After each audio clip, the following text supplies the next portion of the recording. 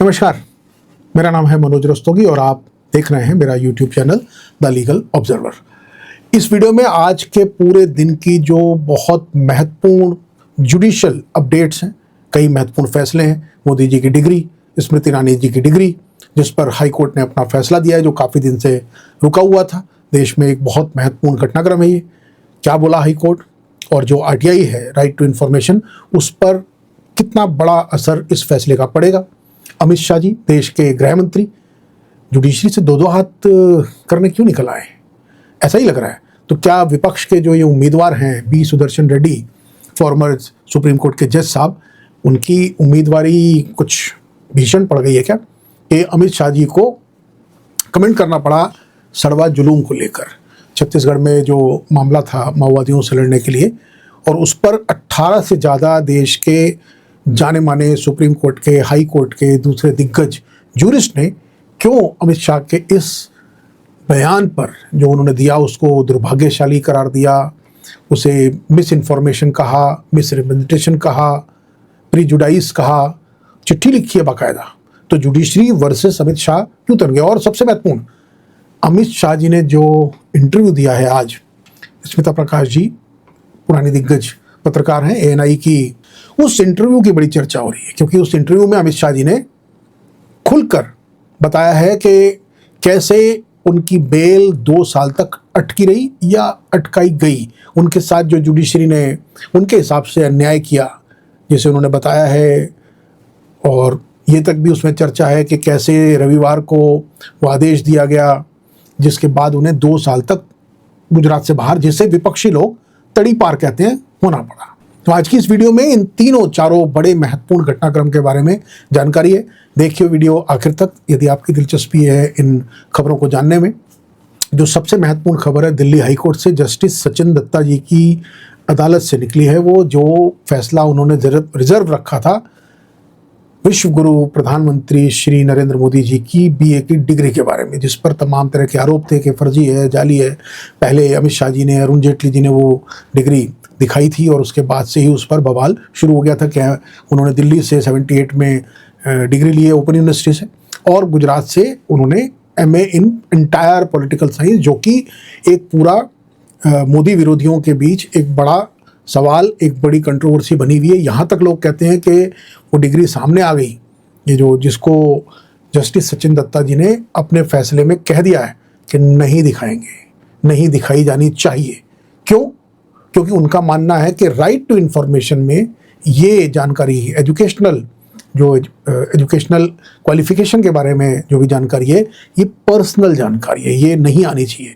तो ये जो दलीलें थीं संजय हेगड़े साहब की, शाहजहान फरासत साहब की, जो RTI एक्टिविस्ट नीरज कुमार, और एक दूसरे RTI एक्टिविस्ट जिन्होंने स्मृति ईरानी जी के बारे में इसी तरह की याचिका दायर की थी, जिसके बाद चीफ इंफॉर्मेशन कमिश्नर दिल्ली, जो मुख्य सूचना आयुक्त का दफ्तर है, RTI को जो गवर्न करते हैं, जो रेगुलेट करते हैं, उनकी तरफ से जो फैसला आया था, उन्होंने जो ये दिल्ली यूनिवर्सिटी को और CBSE को, दिल्ली यूनिवर्सिटी को बोला था मोदी जी की डिग्री देने के बारे में कि भाई आप डिग्री दिखाइए, ये गोपनीय दस्तावेज नहीं है।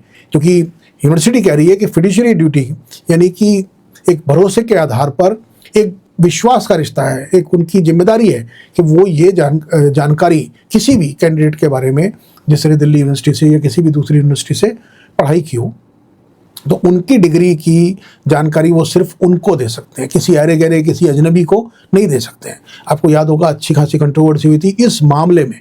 जाहिर है मोदी जी की डिग्री है, जिस पे पूरा का पूरा दारोमदार टिका हुआ है। अब जो विरोधी लोग हैं वो तो ये तक कह रहे हैं कि अगर ये डिग्री सामने आ गई और इसमें जैसा उनका आरोप है कि फेक है, तो फिर इनको अपना मेंबर ऑफ पार्लियामेंट का वो गंवाना पड़ेगा, क्योंकि इन्होंने चुनाव आयोग को गलत सूचना दी होगी। प्रधानमंत्री पद भी चला जाएगा। तो इतनी महत्वपूर्ण डिग्री है, तो आप समझ सकते हैं कि सॉलिसिटर जनरल साहब तुषार मेहता जी आए थे, जिनकी सारी दलीलें इस बात की थी कि ये बिजी बॉडीज़ का काम है, ये वो लोग हैं जो डिग्री मांग रहे हैं, जिनका कोई डायरेक्ट रिश्ता नहीं है, थर्ड पार्टी को नहीं दे सकते। ये तक बात उठी थी कि हम कोर्ट को दिखा देंगे डिग्री। अब दिखाई या नहीं दिखाई, कोर्ट ने ये नहीं कहा अपने 175 पेज का फैसला है जस्टिस सचिन दत्ता जी का, जो पहले रिजर्व था, आज उन्होंने दिया है। और जो याचिका करता है उनके क्रेडेंशियल, उनके इंटेंट पर ही बड़े बड़े सवाल इस जजमेंट में खड़े किए गए हैं। वही तकरीबन बात स्मृति ईरानी की भी है। क्योंकि उनकी भी डिग्री मांगी गई थी 10वीं और 12वीं की, उन्होंने 91 और 93 में की थी क्या। इनकी 78 के बारे में थी मोदी साहब की, और जिसमें दोनों तरफ से अलग अलग तरह की बातें सबूत सब आते हैं। गुजरात के कुछ स्वतंत्र पत्रकार हैं, मनोज जानी, उन्होंने गुजरात के उस विश्वविद्यालय के फॉर्मर वाइस चांसलर से बात करके उनका इंटरव्यू भी दिखलाया था। काफ़ी उम्र दराज वो व्यक्ति हैं, KS शास्त्री अगर मुझे ठीक से याद है तो, जिसमें उन्होंने जो बातें की थी उससे विपक्ष के उस आरोप को बल मिलता है। फिलहाल अभी उस पर हाई कोर्ट के स्तर पर विराम लग गया, ये कहिए अर्ध विराम लग गया, क्योंकि ये मामला जाना तो चाहिए सुप्रीम कोर्ट में और जाएगा भी, क्योंकि खाली बात यहाँ मोदी जी की नहीं हो रही है। बात अब यहाँ पे ये हो रही है कि RTI का जो हमारे देश में ट्रांसपेरेंसी का, पारदर्शिता का जो एक बड़ा मूवमेंट हुआ, उसके बाद ये नियम बने, कानून बना के RTI का। हालांकि वो कानून जब सत्ता प्रतिष्ठान से जुड़ी किसी मामले से जुड़ता है तो रेंगने लगता है, फिर उसके अंदर वो निकल आते हैं, चोर रास्ते निकल आते हैं, क्योंकि सूचना कोई देना नहीं चाहता। और ख़ासतौर पर जब सूचना प्रधानमंत्री मोदी की डिग्री के बारे में हो तो आप सोच ही सकते हैं, अदालतें भी, कानून भी वो जो है रेंगने लगता है। ऐसा तमाम तरह के लोग आरोप लगाते रहे हैं, जो विपक्ष के लोग हैं, जो पारदर्शिता की बात करते हैं, और उनके नाम बताना जरूरी नहीं है, आप जानते हैं। तो इस जजमेंट में उन्होंने कहा है कि थर्ड पार्टी को नहीं दिया जा सकता, तो मोटी तौर पे कानूनी बात है। और 20 साल की भी जो एक बात थी कि भाई 20 साल पुरानी हो चुकी है सूचना, तो अब उसको सार्वजनिक उसमें रखा जा सकता है, पब्लिक किया जा सकता है। डिग्री को लेके आप सबकी क्या समझ है, आप ही बताइएगा हमें। अगर आप ये मानते हैं राजनीति है इसमें डिग्री के मामले में, इससे कोई इनकार नहीं करता, लेकिन ये सवाल तो ईमानदारी से पूछना चाहिए कि जो पब्लिक लाइफ में व्यक्ति है, देश का प्रधानमंत्री है, दूसरे बड़े संवैधानिक पदों पर है, तो क्या उसके पास कोई वजह होनी चाहिए अपनी डिग्री छुपाने की? कोई ये समझ में आने वाली बात है? कोई भी व्यक्ति होगा तो बताएगा। और जब अमित शाह जी और अरुण जेटली जी उस डिग्री को दिखा चुके हैं, तो फिर दिल्ली यूनिवर्सिटी को क्या दिक्कत है? और मोदी जी तो पूरे देश को अपना परिवार बताते हैं, 140 करोड़ का परिवार बोलते हैं। यहाँ तो पूरा का पूरा कैंपेन चला था, मैं भी मोदी परिवार, मैं भी मोदी का परिवार, मोदी का परिवार मानते हैं ना। कितने सारे लोगों ने ट्विटर पे, फेसबुक पे, इंस्टा पे, सब पे उसको, उस बैच को कैरी किया था कि मैं भी मोदी का परिवार। तो क्या देश के मुखिया को इसमें शर्म होनी चाहिए? तो कुछ तो है ना कारण, ये सामान्य बुद्धि कहती है। लेकिन अदालत ने जो कहा है वो ये कहा है कि नहीं साहब, 20 साल होना कोई कसौटी नहीं है। जो सेक्शन 8/3 की उसमें कानून है कि 20 साल बाद वो इंफॉर्मेशन पब्लिक डोमेन में रखी जा सकती है। उन्होंने कहा नहीं, जरूरी नहीं है, ये निजता के अधिकार की बात है, प्राइवेसी की बात हो रही है। तो उन्होंने इसको उसके साथ जोड़ दिया। और CIC यानी चीफ इंफॉर्मेशन कमिश्नर का जो आदेश था, जिसमें जो पिटिशनर हैं राइट टू, जो RTI एक्टिविस्ट नीरज कुमार, जिन्होंने ये याचिका लगाई थी, जिस पर CIC ने दिल्ली यूनिवर्सिटी को कहा था कि आप दीजिए डिग्री, बताइए 1978 बैच के जितने भी लोग हैं उनके बारे में बताइए। क्योंकि इतनी सारी बातें चल रही हैं, लोग कहते हैं कि साहब कोई बैचमेट नहीं है क्या, किसी की कोई फोटो नहीं है क्या, कोई जिसके साथ कमरे में रहते थे, अब वो कहते हैं ओपन यूनिवर्सिटी थी, वो प्राइवेट वो करते थे। तो बड़ी सारी कहानियाँ हैं। जो अदालत कह रही है कि संवैधानिक पद पर बैठने के लिए कोई कानून नहीं है एजुकेशनल क्वालिफिकेशन का, तो फिर क्यों बताना? और उन्होंने इसको फिड्यूशरी जो ड्यूटीज़ है, रिस्पॉन्सिबिलिटी यूनिवर्सिटी की, उसको माना है। यूनिवर्सिटी की दलील को उन्होंने ठीक माना, CIC के जजमेंट को उन्होंने खारिज कर दिया। 175 पेज का जजमेंट है, बड़े सारे वो दिए गए। विस्तार से इस पर अलग से चर्चा करेंगे क्योंकि देर में मिला है, लेकिन मोटी बात ये है। तो अब ना आप स्मृति ईरानी जी की जो मतलब डिग्री नहीं है, उसको मैट्रिक का या इंटरमीडिएट का वो कह सकते हैं सर्टिफिकेट, उसके बारे में भी CBSE को उन्होंने मना कर दिया कि आप नहीं बताना चाहते तो नहीं बताएंगे, उनको किसी को भी आरे गहरे को नहीं दिया जा सकता। और उसमें उन्होंने बिजी बॉडीज़ यानी कि जो याचिका करता है उनके इंटेंट, उनकी मंशा, उनकी नीयत को ही उन्होंने कहा है कि कोई इसमें पब्लिक इंटरेस्ट नहीं है। क्या पब्लिक इंटरेस्ट है इसमें? क्यों मांग रहे हैं आप किसी मंत्री की या प्रधानमंत्री की डिग्री, क्यों उनको बतानी चाहिए? ये अदालत का लब्बो लुभाव इसमें निकल कर आया है। इधर से संजय हेगड़े, शादान फरासत और कई सारे वकील थे बड़े नामचीन, उधर तो हम आपको बता ही चुके हैं। जो दिल्ली यूनिवर्सिटी की तरफ से पेश हुए थे उनमें जो सबसे प्रमुख नाम है तुषार मेहता। तो तुषार मेहता जी की दलीलों में दम था या दम है, या फिर अदालत ने इस मामले का जो राजनीतिक महत्व है उसका ख्याल रखते हुए किया। अब ये तो जब ये लॉ की नज़र में ये जजमेंट कैसा है, इसका तो फैसला अब सुप्रीम कोर्ट ही कर पाएगा जब ये अपील होकर मामला जाएगा सुप्रीम कोर्ट। क्योंकि खाली बात यहाँ मोदी जी या स्मृति ईरानी की नहीं है, बात पूरी RTI एक्ट की है, बात पूरे के पूरे उस RTI कानून की है कि अगर हम वास्तव में एक ट्रांसपेरेंट सोसाइटी की बात कर रहे हैं जिसमें सूचना है, और ये सूचना तो पब्लिक डोमेन में क्यों नहीं होनी चाहिए? लोग तो अपनी डिग्री गर्व से दिखाते हैं, लगाते हैं, इसमें क्या गलत है? ठीक है ना। तो ये एक बड़ी घटना रही दूसरी घटना की तरफ बढ़ते हैं। जो 18 जजेस जिसमें बड़े बड़े नाम हैं, जस्टिस ए के पटनायक, जस्टिस विक्रमजीत सिंह, लोकुर साहब, जोसेफ कुरियन साहब और हाई कोर्ट के भी बड़े गोविंद माथुर जी और तमाम बड़े सारे नाम हैं। इन लोगों ने सख्त ऐतराज़ जताया है, चिट्ठी लिख करके बाकायदा पत्र लिखा है अमित शाह जी के उस बयान को लेकर जो उन्होंने जस्टिस मतलब former supreme court justice B Sudarshan Reddy ji, जो विपक्ष के साझा उम्मीदवार हैं उपराष्ट्रपति के लिए, अभी जो चुनाव होना है जगदीप धनखड़ जी के इस्तीफे से स्वास्थ्य के, जिसके बाद उन्हें लापता उपराष्ट्रपति का भी एक खिताब मिल गया और अभी तक उनका वही स्टेटस है, अभी उसमें बदलाव नहीं आया। हालांकि आज अमित शाह जी ने जो इंटरव्यू दिया, जिसकी चर्चा हम आगे करेंगे इस वीडियो में, उसमें उन्होंने कहा है कि वो स्वस्थ हैं और अपने स्वास्थ्य कारणों से ही उन्होंने दिया है।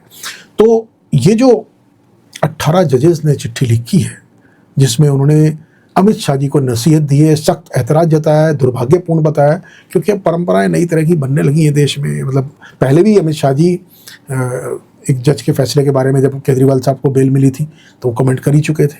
अब ये दूसरा मामला है, वो भी अच्छी खासी कंट्रोवर्सी थी। अब ये दूसरा मामला है क्योंकि उन्होंने नाम लेकर सुदर्शन रेड्डी जी के बारे में उन्होंने ये कमेंट किया था। 2011 का उनका फैसला था, छत्तीसगढ़ में और नक्सली इलाकों में जो माओवादी हैं वहाँ सड़वा जुलूम एक सोशल एफर्ट था। वहाँ एसपीओ स्पेशल पुलिस ऑफिसर का दर्जा देके ट्राइबल्स को, जो जिनको माओवादी निशाना बनाते थे, उनको ट्रेनिंग दी गई थी, उनको हथियार के विशेष लाइसेंस दिए गए थे अपनी सुरक्षा के लिए, और वो सड़वा जुलूम एक वो बन गया था। उसके खिलाफ याचिका थी कि भाई क्या उनको आम लाइसेंस दिए जाने चाहिए, क्या उनको बंदूकें दी जानी चाहिए, क्या उनको हथियार दिए जाने चाहिए, जिसको इस बेंच ने, सुप्रीम कोर्ट की, जिसको लीड कर रहे थे सुदर्शन रेड्डी साहब, उन्होंने खारिज किया दिया था, ये फैसला दिया था। अब अमित शाह जी ने उसको जोड़ा अभी केरल में एक इंटरव्यू के दौरान पिछले हफ्ते, चूँकि इसी से ये संकेत मिलता है कि क्या सुदर्शन रेड्डी जी वाकई उनका कैंडिडेचर इतना मुश्किल हो गया है करंट डिस्पेंसेशन के लिए। ये संकेत इसी बात से मिलता है, वरना क्या जरूरत थी, नंबर गेम तो आपके पक्ष में है ही। जो टोटल कोलोजियम है पूरे लोकसभा और राज्यसभा के सांसदों का, जिसमें ठीक है सीक्रेट बैलेट होता है, लेकिन उसके बावजूद भी इस डिस्पेंसेशन में किसकी हैसियत है कि वो कोई डिक्टम आ जाए, ऊपर से कोई संकेत आ जाए, उसकी हुक्म अदौली की जरूरत कर सकता है? किसी की हैसियत है? आपने देख लिया ना कि हमारे जो पूर्व उपराष्ट्रपति थे, जुडिशरी के पूरे ओवर रीचिंग को लेके, जुडिशरी के एनक्रोचमेंट को लेके जो उनका पूरा विस्फोट था, जो उनका पूरा कैंपेन था, वो सबसे बड़े प्रवक्ता बन गए थे सरकार के या जो भी था। और एक ही उन्होंने पूरा बोले रखा था कि जुडिशरी अपनी हद में रहे, अपनी हैसियत में रहे, लक्ष्मण रेखा ना पार करे, जुडिशरी नहीं बता सकती, वो तमाम सारी बातें। तो उसके बावजूद अब जो ये नया उपराष्ट्रपति का चुनाव है, जिसमें नंबर गेम पूरी तरीके से सरकार के पक्ष में है, ऐसा ही दिखता है ना, वही बात है। उनका जो उम्मीदवार है राधाकृष्णन साहब, जो महाराष्ट्र के गवर्नर हैं, अच्छे व्यक्ति हैं ऐसा बताया जाता है उनके बारे में, ज़्यादा मतलब अमूमन उनके बारे में ठीक ठाक इमेज है उनकी। तो जो दोनों उम्मीदवार हैं उनके बीच में एक चुनाव अगर हो रहा है तो वो एक डेमोक्रेटिक प्रिंसिपल, डेमोक्रेटिक प्रोविजन के तहत हो रहा है ना, संविधान में प्रावधान है, तो उसकी गरिमा तो बनाए रखिए। और उपराष्ट्रपति तो एक नॉन पॉलिटिकल पद माना जाता है, मतलब होना चाहिए आदर्श परिस्थितियों में। तो जैसा सुदर्शन रेड्डी साहब ने कई अपनी जो छोटा मोटा बोला उन्होंने, उसमें उन्होंने यही कहा कि भाई जो डिस्कोर्स है उसका लेवल अच्छा रहना चाहिए, और उन्होंने कोई नेम कॉलिंग नहीं की, उन्होंने कोई नेम नहीं लिया किसी का भी। और उन्होंने ये भी कहा कि ये फैसला मेरा इंडिविजुअल नहीं था, ये फैसला सुप्रीम कोर्ट का फैसला था, और ये देश के मतलब गृह मंत्री के पद पर भारतीय जनता पार्टी में उनसे मोदी जी के बाद जो सबसे ताकतवर व्यक्ति है वो अमित शाह जी हैं, और देश में वो सब जानते हैं। तो उनके स्तर के व्यक्ति को क्या जरूरत पड़ी कि वो उपराष्ट्रपति पद के कैसे उम्मीदवार जो उनकी नज़र में नंबर गेम में कहीं स्टैंड नहीं करता, ठीक है विपक्ष ने खड़ा कर लिया तो उन्हें तो पता है, तो जब इतना कॉन्फिडेंस है फिर उसको डिस्क्रेडिट करने की क्या जरूरत है? क्यों ये बोलने की जरूरत है कि उनके उस फैसले से नक्सलवाद बढ़ा, अर्बन नक्सल वाला जो पूरा इनका नैरेटिव है उसको उसके इर्द गिर्द बुनने की क्या जरूरत थी? तो कहीं अंदर से तो लग रहा है कि ये संकेत होगा या नहीं होगा। बाजार में तो खबरें उड़ रही हैं कि नायडू साहब फिसलने वाले हैं आंध्रा की, उसकी वजह से वहाँ से जगन रेड्डी जी भी होने वाले हैं, के चंद्रशेखर राव का भी होने वाला है, उड़ीसा में जो सांसद हैं उनके अपने नवीन पटनायक जी के बीजू जनता दल के, वो भी शायद फिसलने को तैयार हैं। तो ये तो उसी दिन मालूम चलेगा जिस दिन वोटिंग होगी, तभी आपके सामने स्थिति स्पष्ट होगी। कयास लगाने के लिए कुछ भी लगाए जा सकते हैं। उसी सीक्वेंस में ये 130वें संविधान संशोधन की बात भी उठ रही है। जिसके अंदर ये नया वो निकल कर आया कि 30 दिन के अंदर अगर 30 दिन तक कोई डिटेन किया गया, हिरासत में रहा गया, जेल में रखा गया, कोई भी हो, मंत्री हो, मुख्यमंत्री हो या इवन प्रधानमंत्री हो, तो उसे ऑटोमेटिकली अपनी पोस्ट छोड़नी पड़ेगी और जब वो बरी हो जाएंगे उस मामले से तो फिर वो वापस रिज्यूम कर सकते हैं, रीइंस्टेट कर सकते हैं। अब आप देर खुजाते रहिए कि भैया देश में किसकी हैसियत है कि वो प्रधानमंत्री को गिरफ्तार कर ले। सिटिंग प्राइम मिनिस्टर की बात मैं कर रहा हूँ, किसकी हैसियत है, और वो भी आज के इस दौर में मोदी जी के। यहाँ हेट स्पीच के नाम पे तो रेंगने लग जाती है सारी संवैधानिकता, सारी कानून, सारी स्वायत्तता। देखा ना आपने, मछली, मटन, मुसलमान, मंगलसूत्र और तमाम सारी बातें जितने भी आप होंगे। नोटिस भी देने की हैसियत नहीं है। नोटिस भी दिया जाता है तो नड्डा जी को, जो पार्टी प्रेसिडेंट है, उधर खड़गे जी को, केवल वो बैलेंसिंग को दिखलाने के लिए। तो आपके सामने स्थिति है, तो ऐसे में कौन यकीन मानेगा इस बात को। तो पैतरा है, लेकिन बचाव किया है अमित शाह जी ने। तो अब आते हैं अमित शाह जी के आज के उस बहुचर्चित इंटरव्यू के बारे में जो उन्होंने एएनआई की स्मिता प्रकाश जी को दिया है और जिसमें उन्होंने बड़ी खुल के साफ गोई से, ये एक अच्छी बात है अमित शाह जी की, वो बोलते हैं तो सीधा स्पष्ट बोलते हैं, लाग लपेट थोड़ा नहीं होती है उसमें, अमूमन स्ट्रेट बात करते हैं। तो उन्होंने कई सारी बातें कही हैं, इसको जस्टिफाई किया उन्होंने 130वें संशोधन को, जिसको लेकर हायतोबा मची हुई है।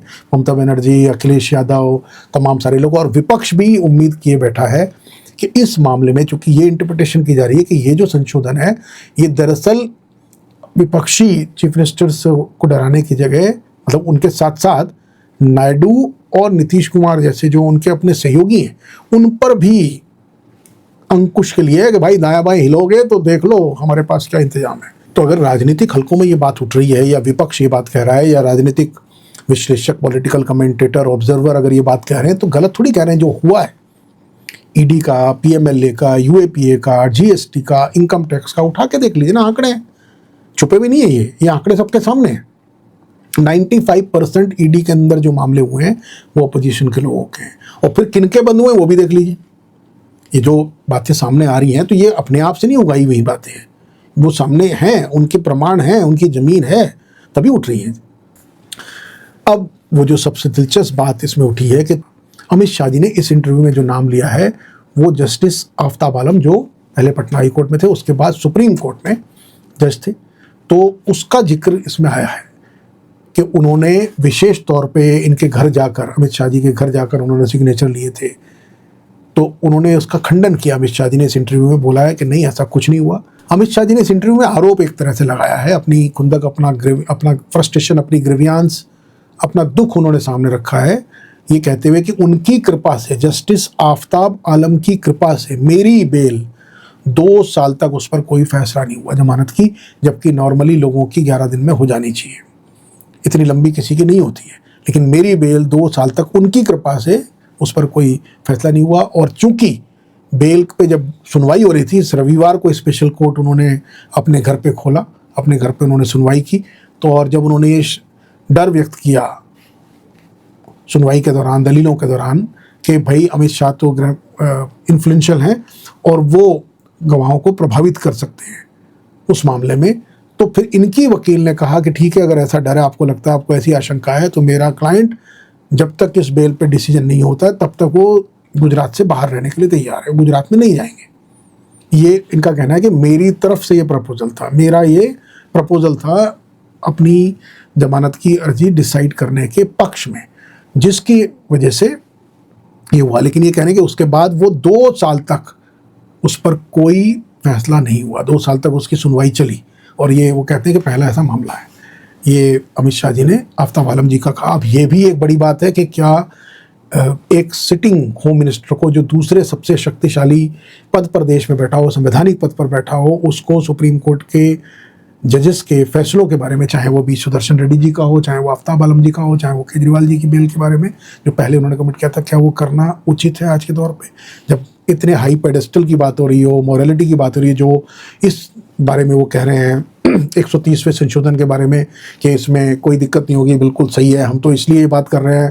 केजरीवाल जी का तो जिक्र आना ही था कि केजरीवाल जी जेल से चला रहे हैं सरकार, वहाँ चीफ सेक्रेटरी और दूसरे अफसर उनसे आदेश लेके लिए जेल में जा रहे हैं, तो बोले ये कहीं से भी नहीं है उचित, क्योंकि जितनी याचिकाएं लगी केजरीवाल जी को पद से इस्तीफा देने के लिए, कहने के लिए, तो हाई कोर्ट में ये बात आई कि कानून तो है नहीं, हम कैसे रोक सकते हैं, ये मान्यताएं हैं, परंपराएं हैं, और नैतिकता के आधार पर उनको खुद सोचना चाहिए, लेकिन कोर्ट कोई इसमें इंटरवीन नहीं कर सकती क्योंकि ऐसा कानून नहीं है। तो उन्होंने बोला कि हमने कानून में जो एक त्रुटि थी, गैप था, उसको हमने पूरा कर दिया है। अब इसके बाद कानून के तौर पे ये नहीं रहेगा, कोई भी हो, अब इसके आप मतलब निकाल लीजिए। दोनों तरफ से काम हो गया, बाहर से तो आवरण यही है, कानून तो फिर ईडी में भी वही बने, कानून तो फिर पीएमएलए में भी वही बने, कानून तो जीएसटी में बने। कानून में ये थोड़ी है कि आप किसी को भी अपने राजनीतिक मकसद के लिए उठा लो या उसका इस्तेमाल करो। इस्तेमाल कैसे होता है वो तो देख चुके ना, वरना अशोक चौहान, वरना अजीत पवार, वरना किसके किसके नाम गिनाए, कौन कौन कहाँ है, ये तो सबके सामने ही है। तो आज के दिन ये महत्वपूर्ण ऐसे जुडिशल या ऐसे लीगल डेवलपमेंट रहे जिनकी राजनीतिक कॉन्सिक्वेंसेस है, जिनकी पॉलिटिकल सिग्निफिकेंस है, जिनका राजनीतिक महत्व है, जो इस समय देश, संविधान, लोकतंत्र और जो पूरा एक डिस्कोर्स है, जो पूरा संघर्ष है इस वक्त के संतुलन के लिए सत्ता के, उसमें उस संदर्भ से ये बहुत महत्वपूर्ण आप कह सकते हैं लीगल अपडेट्स हैं। तो इस वीडियो में फिलहाल इतना ही। अब इन मुद्दों पर जो अमित शाह जी ने कहा है उस पर आपकी क्या प्रतिक्रिया है? जो हाईकोर्ट ने, दिल्ली हाईकोर्ट ने बोला है कि ये जो जानकारी है डिग्री की, ये बिल्कुल व्यक्तिगत जानकारी है, इसको पब्लिक डोमेन में नहीं आना चाहिए, आप इस दलील से कितना सहमत हैं? या ये जो 18 ऐसे महत्वपूर्ण जूरिस्ट ने जो ये आपत्ति दर्ज कराई है अमित शाह जी के बयान पर, आप किस तरह से देखते हैं? अपनी राय से हमें अवगत कराइएगा। तो इस वीडियो में इतना ही। नमस्कार।